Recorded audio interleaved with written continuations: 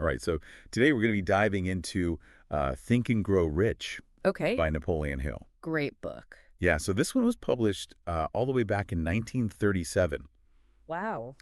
and it's pretty much based on Hill's interviews with some really, really successful people, like Yeah. Carnegie Ford Edison. The big ones? Yeah, so it's like a cheat sheet to figuring out what Mm-hmm.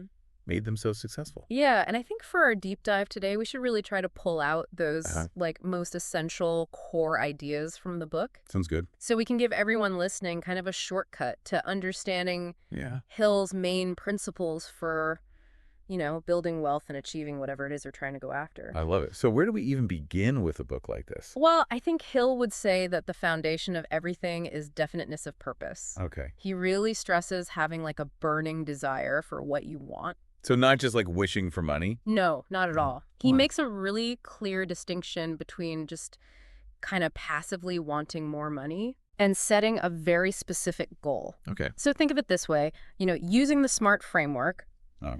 specific, measurable, achievable, relevant, and time-bound. Right. So instead of just saying, I want to be rich, you'd say something like, Okay. I will generate an additional $5,000 in income Wow. within the next 6 months. And then you fill in the specific actions you're going to take. So that like really clear vision. Exactly. That clarity is essential. So you've got that intense desire, but Yeah. how do you keep that fire burning? Well, that's where faith and this idea of autosuggestion come in. Okay, this is where it gets kind of interesting, right? Yeah, it might sound a little out there at first, Yeah. but it's really all about believing in yourself and your ability to achieve your goals. Mm. And the way Hill connects this belief to your subconscious mind is fascinating. Okay.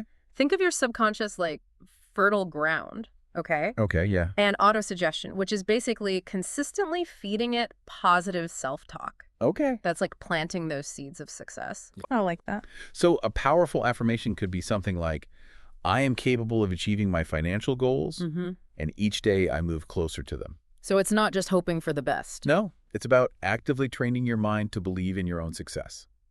So we've got the burning desire, the belief, but belief without know-how isn't going to get you very far. You're exactly right. And that's where specialized knowledge comes in. Okay. General knowledge is definitely helpful, but Elio emphasizes the need for knowledge that's directly applicable to your specific goals.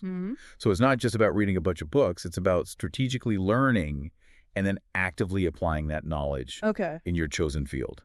So you've got the desire, the knowledge. How do you actually bridge that gap and make it all happen? That's where organized planning and decisive action come into play. Okay. Having a strong desire without a concrete plan is like having a ship without a rudder. Right. You need a detailed roadmap outlining the steps to achieve your goal. And Hill really emphasizes the importance of making decisions quickly and sticking to them. Okay. Indecisiveness can be a major obstacle to success. Yeah, because that's when the doubts start to creep in. Exactly. Which leads us to the next principle, persistence. Okay. You're going to face setbacks along the way. Oh, for sure. That's inevitable. Persistence is about having that unwavering commitment to keep going despite those obstacles. It's that never give up attitude. Precisely. It's that mental toughness, that refusal to be defeated by temporary failures that Hill highlights as absolutely crucial for wealth acquisition.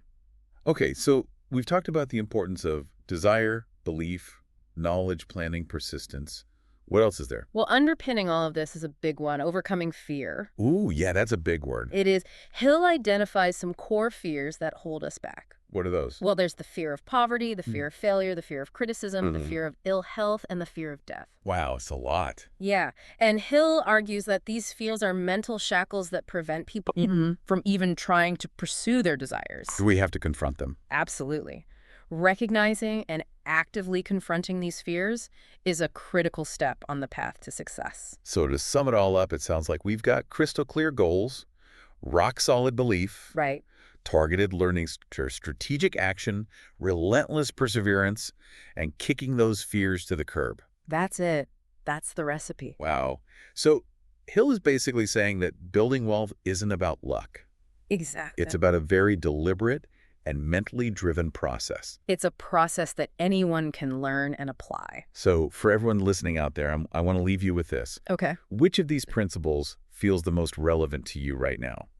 Is there one area maybe getting really clear on your goals, Yeah. or maybe actively challenging a specific fear, That's a good one. where focusing your attention could create a real breakthrough for you. I think that's an excellent question for everyone to consider. That's your deep dive to think about. Until next time. Great episode. Thanks. I enjoyed it. Me too.